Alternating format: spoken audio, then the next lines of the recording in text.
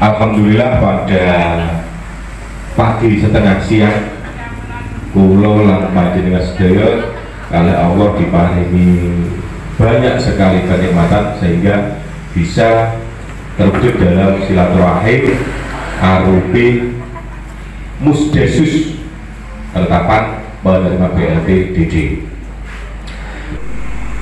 Kita musyawarah yang santai saja, rileks saja, mana yang layak untuk mendapatkan yang lebih layak. Jadi upomo tas sekolahnya itu diskor mana yang paling layak atau mana nilai yang tertinggi untuk menerima. Jadi ini nanti kita bentuk kelompok kayak sinau kelompok berdusun, ngomong-ngomongan dewe sing penak, Pak Kasun, Pak RT, Pak RW, Bapak BPD, LPMD, untuk mewujudkan musyawarah ini. Jadi yang terdekat dengan lingkungan, Pak RT dalam hal ini punya usulan yang jauh-jauh hari kemarin monggo dipetani sing layak dan tidak pernah mendapatkan bantuan layak loh gitu. Jadi diperhitungkan di skor. Bukan langsung saja sekalian mau terima itu Pak Kades karena waktunya juga kita nanti padat kegiatannya. Alhamdulillah kami apresiasi kepada Desa Kendong yang sudah pertama kali ini mengadakan musdesus penetapan BLT DD tahun 2022. Baru sekalian perlu diketahui bahwa untuk anggaran 2022 ini untuk dana desa sekalian ini sudah di 40% untuk BLT ya, 8% untuk COVID, 20% untuk ketahanan pangan. Jadi sampun di kelompok ini Mbak untuk BLT 40%. Terus memiliki sanksi dengan belum 40%, maka sekarang perlu ada tambahan lagi. Jadi perlu ada musdesus lagi. Ya, betul. Kami sampaikan terima kasih pada Desa Kendong yang punya cara yang tadi disampaikan.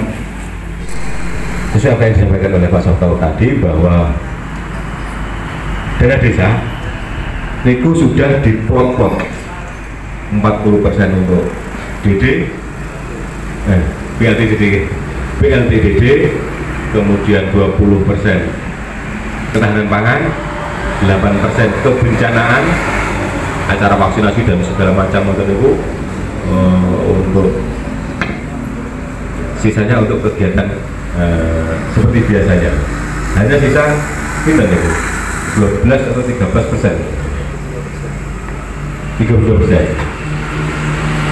Dan karena ini Permendagri, kita tidak bisa melanggar dari ketentuan itu melalui panjenengan sedoyo permintaan maaf dumateng warga Kencong secara keseluruhan. Kita tidak bisa membangun seperti tahun-tahun sebelumnya. Jadi duitnya digawe BLT DD tetap ya. Sepeda malih kula aturaken karena ketentuan itu tadi didomin oleh masyarakat melalui BLT DD. Tulung ini cuma dengan itu disampaikan ke warga masyarakat secara umum bahwa pembangunan dereng saged maksimal. Warahmatullahi wabarakatuh. Bismillahirrahmanirrahim. Yang kami hormati Bapak Haji Seto, Kasubag Kecamatan, Bapak Kepala Desa, Bapak Indriyono, seluruh tempat terkecuali Bapak Kepala Desa dan Bapak Ketua BPD Masuk Kota, Bapak Arif, Bapak Kabin Kolektif dan juga Bapak Bimnas dan seluruh Bapak Ibu yang hadir pada hari ini. Khotimah Bapak Kades Pak Sabto, perlu digarisbawahi Bapak Ibu alhamdulillah di pembagian BLT dana desa tahun 2021 yang dirapel beberapa bulan yang lalu dari kegiatan seluruh desa sekecamatan Lepung, kita sampaikan alhamdulillah tahun 2021 COVID hampir selesai. Soalnya kabeh. Kemudian kita minta doa kepada seluruh KPM, mudah-mudahan COVID selesai, amin, semua amin. Dan begitu bantuannya juga selesai, tidak ada yang amin. Ternyata lebih mandi kalau akhirnya di tahun 2021 akhir Desember muncullah langsung perpres Bapak Ibu, secara sedikit mawon peraturan presiden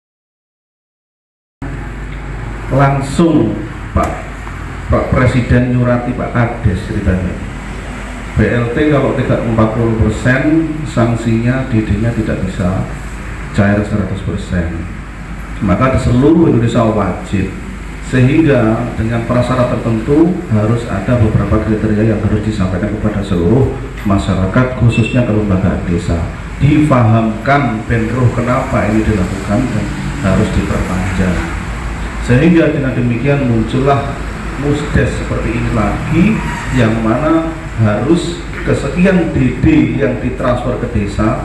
Ini alhamdulillah kencong mengalami kenaikan Mbak. Dari yang dulunya 1,2 sekarang jadi 1,4 miliar. Memakai duitnya tapi mau dipakai. Bolak balik terus soal dari DD ini naik terus Pak. Jadi naik terus tapi keperuntukannya sesuai dengan aturannya. Tidak menutup kemungkinan dalam kegiatan ini nanti di pertengahan jalan pun juga akan ada aturan-aturan terbaru dari kegiatan yang telah dilakukan oleh desa, mengingat peraturan sampai saat ini yang kita lakukan adalah pengesahan dan pencarian kelompok penerima manfaat atau keluarga penerima manfaat yang disalurkan dana desa tersebut. Besarannya sama Rp300.000 dengan secara hukum mungkin kapasitasi orang-orang yang fakir ataupun miskin ya. Nah, secara hukum mungkin berstudi pencerahannya diculik kadese sing pokok layak ana tenan. Menurut pencerahannya Pak Hasan. Jadi buat acuan yang mana nanti maksud kula. Nggih, Pak Tasawuf Pak Harap. Ngeten. Tengah sing wau kula nyinggung saiki. Kalau kita berdasarkan aturan kita iso dicak nih garis masuk makanya ini mau gambaran pulau skoreng. Jadi misalkan dalam satu dusun ada usulan-usulan dari Bapak dan Ibu RT, ada usulan misalkan ada 10 orang 10 orang itu kita skor yang paling layak. Oh iki luwih sugih, oh iki cik duwe kae, oh iki cik bisa nyambut gawe, oh iki cik nom, oh iki janda iki tapi sawahe ombo masih produktif cik iso kerja. Nah itu nanti kita skor sareng-sareng per dusun. Oke, matur nuwun Pak. Niki seneng kula nek jenengan ngeten niku. Berarti kan jenengan nanti bener-bener sesuai dengan target sasaran kan. Niki kira-kira mboten kula baca ada 14 kriteria. Lek miturut secara aturan satu, menurut dari Kementerian Desa. Satu, warga yang fakir miskin. Fakir miskin itu maknanya pripun monggo diartikan sama-sama. Artinya kemudian yang kedua adalah terdampak betul kaitannya dengan COVID. Terdampak ini berarti yang kemarin ketika dalam posisi bekerja ternyata di PHK sudah tidak ada pemasukan lagi, maka diprioritaskan. Kemudian yang ketiga, diutamakan orang yang mengalami sakit-sakitan menaun dan hampir tidak koyo-koyo gak ada harapan sembuh atau seperti apa. Orang yang betul sakit dan itu lansia, tapi dilihat dari situ kemarin jadi pertimbangan. Bapaknya memang sakit lansia, lah anaknya perwira. Iya, kan masuk itu sama saja, tapi ya artinya dalam satu rumah kalau masih ada yang dianggap mumpuni dalam kegiatan ekonominya, maka dianggap tidak. Satu. Kemudian bekerja serabutan yang dianggap tidak mempunyai penghasilan secara tetap.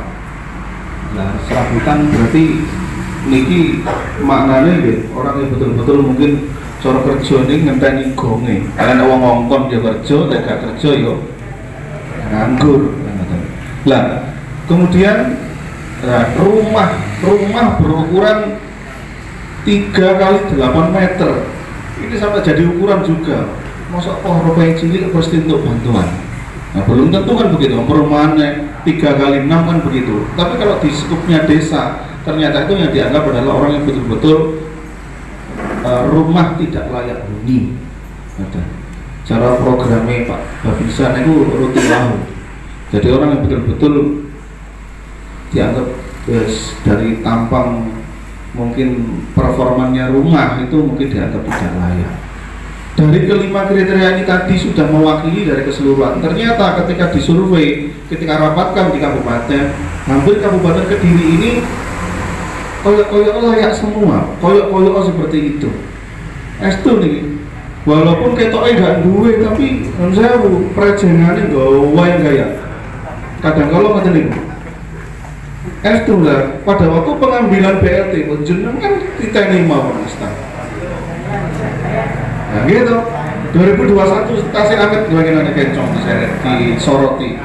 Wah, mundur nopo nih, sing diantar pakai mobil. Nah, enten gitu. Maksud saya seperti itu loh.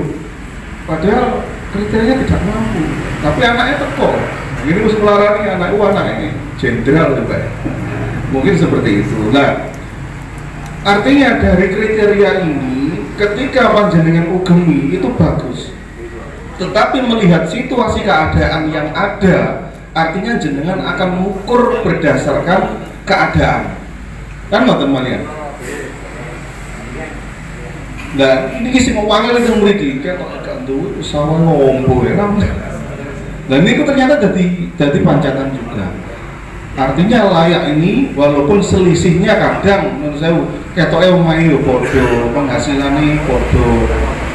Nah, kadang-kala kita menentukan jumlah, seharusnya di antara dua ini salah satu yang dipilih, itu repot. Iki ketika tutno diamo, ketika tutno selisihnya saiki.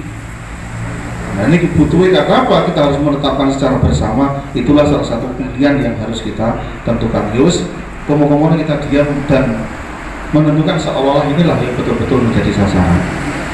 Kemudian dari sasaran tersebut itu tadi KPM, keluarga yang mendapatkan keluarga penerima manfaat ini tadi betul-betul orang yang dianggap layak tersebut ini menunjukkan posisinya kepatuhan terhadap vaksinasi. Lah, kemarin disampaikan seperti kenapa? Kadang-kadang saya ada karena ini sudah dipampang nih loh, sanksi tolak vaksin. Lah nanti yang dapat BLT, Pak Kades harus melihat apakah sudah vaksin apa belum. Ternyata ini juga jadi perhatian, Pak.